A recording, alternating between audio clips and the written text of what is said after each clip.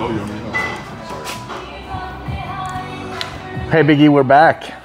We are here at Powerhouse Gym in Las Vegas, one of our favorite gym haunts in Las Vegas for sure. Awesome. Love the equipment here, happy to be here. Just so you guys know, we're gonna be training some back today. What day is it today? What day of the week? Oh, it's Memorial Day. Yeah, happy Memorial Day, Memorial everybody. Day to everybody. I have my special shoes. There you go. Very patriotic. Very patriotic as Dave is. Yeah, so we're gonna do a Memorial Day back day here at Powerhouse Gym. Awesome. And just gonna make it intense, fun. Hope you guys enjoy it, and we'll talk to you more after the show. All right. Okay, so we're gonna start this workout off with the basic close grip seated cable row.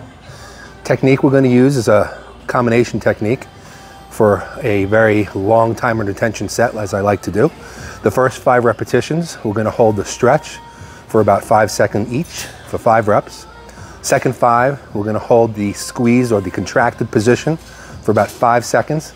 And then we're gonna finish off with just 5 good clean reps. So it's a set of 15, broken up into sets of 5. Very difficult. Don't go too heavy because it's a very difficult technique.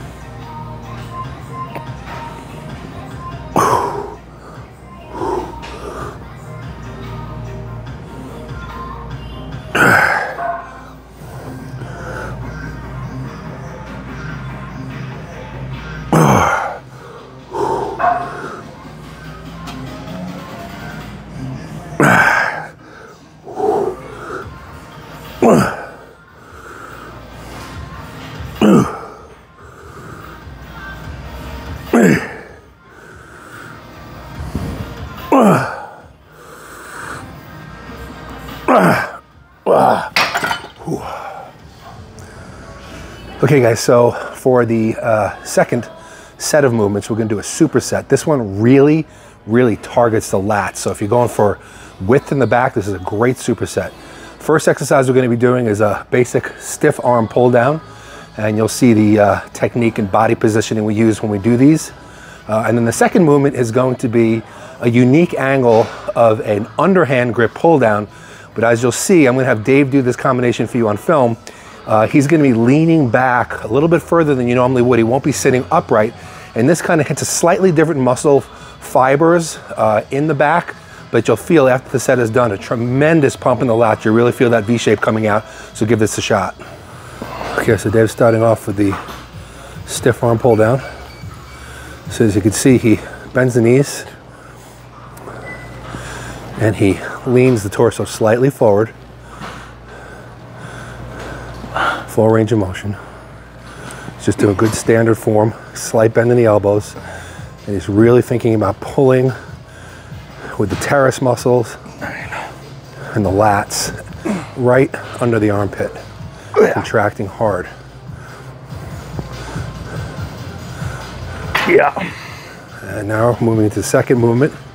The underhand grip pull down, but he's gonna face away from the weight stack and he's gonna lean back against the pad. As you can see, he's back at about a 45-degree angle.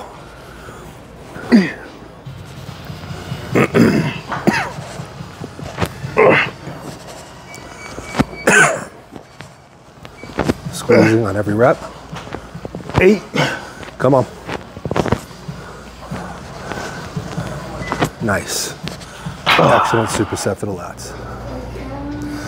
Okay, so in the first few movements, we've been working primarily the belly of the lats. Now we're going to go to a wide grip movement to work more of the upper middle back. So we're going to use this machine here, chest supported row. And the technique that we're gonna use is negatives. And what I really want you to watch when I do these is I'm gonna come to the top, and I'm not gonna come to the top and then immediately start my negative. If you do that, very often you come to the top and you drop halfway down before you even start your negative. So what I do is I stop for a second at the top and contract and start the negative from that position up there, so I make sure that I get that full 4 to 5 second descent under full control. And when you do this, try to use the back muscles to release the weight, and trying to not to use the biceps and the forearm. So put your mind into the muscle and really focus on the back. And again, because you're using these negatives and that stop at the top, do not try to go as heavy as you would if you normally just do this movement up and down. It's very, very difficult, but give it a shot if you want some nice thickness in that mid back.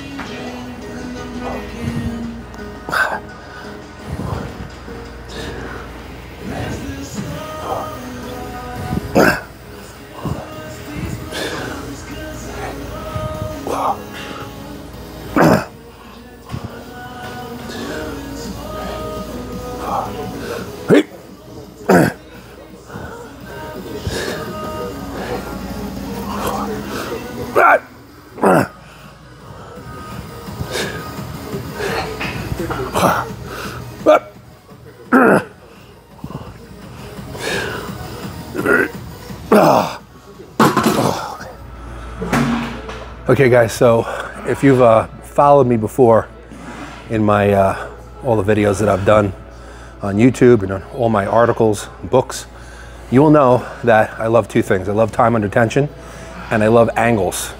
I love hitting muscles from all different angles. Now normally I'll do a lot of different angles within a workout. But actually this exercise, this little combination of exercise, is going to be 3 different angles in one long time under tension set. So what we're going to do is a seated cable row using one arm at a time, so doing unilateral training, which I also love. The first 8 reps is going to be from pulling from the top. So we're going to go from the top, angled down. We're going to move the pulley down to about mid-level, and then we're going to pull another 8 reps straight on. And then for the final 8 reps, we're going to move the pulley down to the bottom, so we're going to be pulling from the bottom up. What this is basically doing is making sure to hit all the muscle fibers on the lats all the way from origin to insertion. So this is going to hit all those muscle fibers, exhaust the entire muscle from top to bottom, and this is going to give you complete development. These are very tough sets. They're very long sets, but give them a try if you want to really raise your intensity in your workouts. All right, so Dave's about to start this grueling 24 rep set here. So as you see, he's starting from the top and pulling down low, keeping the elbow close to the body and really pulling with the lats. I'm going to switch the pulley down to about mid-height. Same form and technique, elbow close to the body. Full range of motion, stretch to contraction.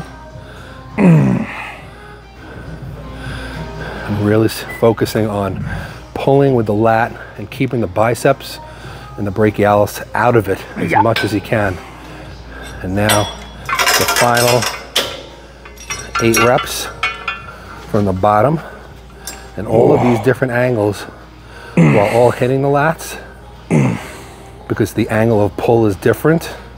The muscle will be affected slightly differently, and you'll hit different motor unit pulls and slightly different sections of the lat. And there you go, 24 rep set.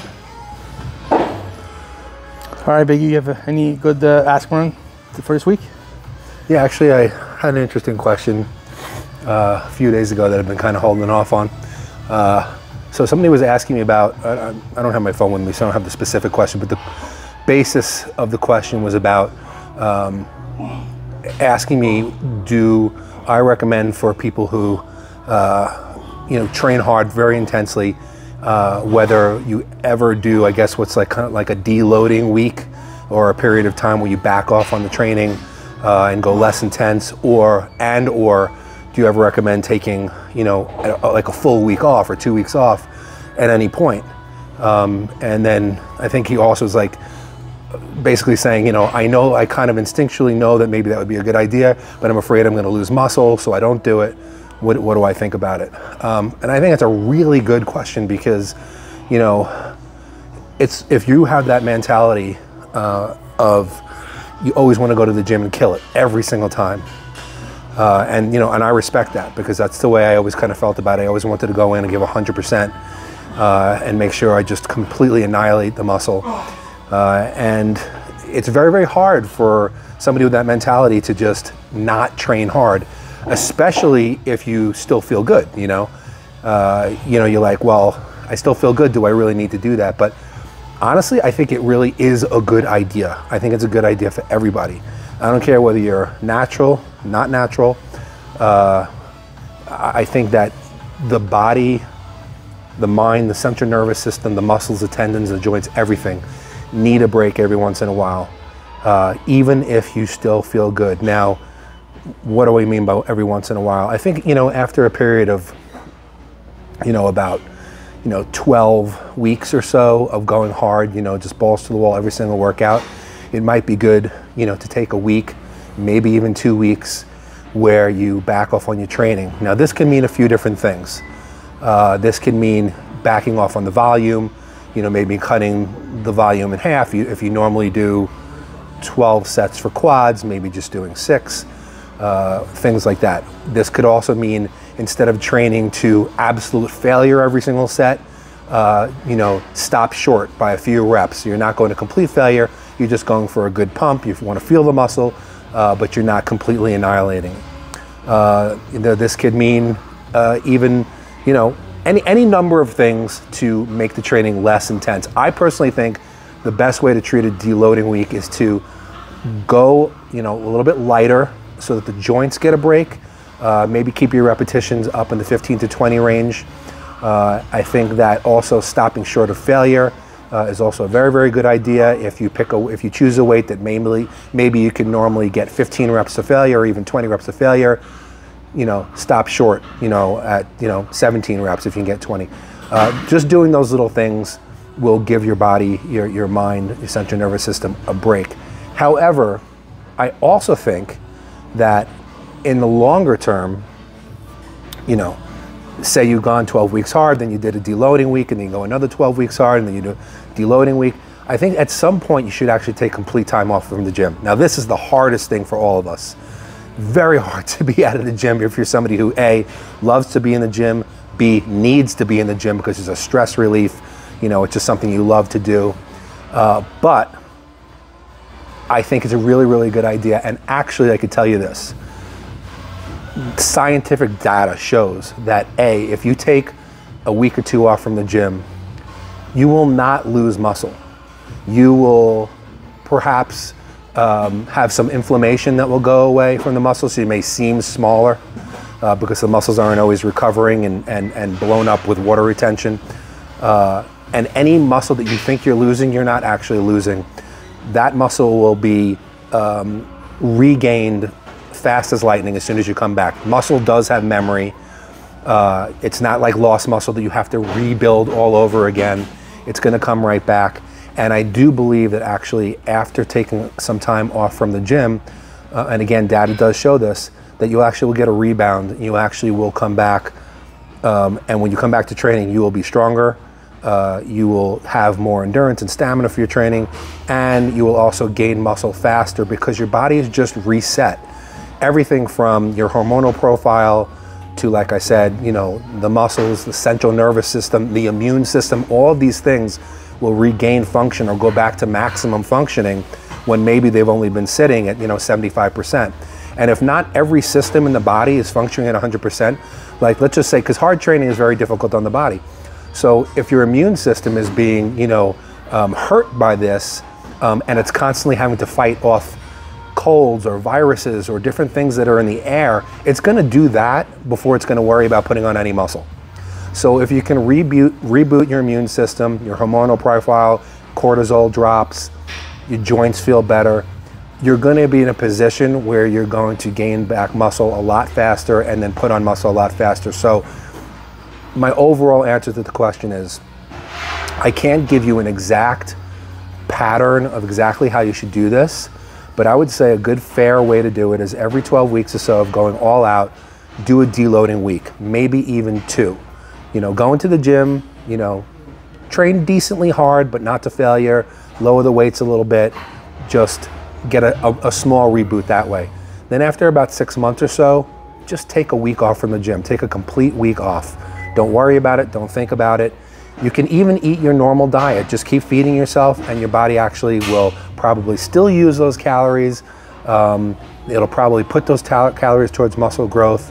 And I believe that you will actually, in the long term, you will make more gains by doing this than if you just never take a deloading week and never take any time off. So that's my recommendation to you. And my recommendation to anybody out there who trains really, really hard and wants to make sure that they continue progressing for years and years and years to come, and to stave off injury and illness at the same time. Thanks, Biggie.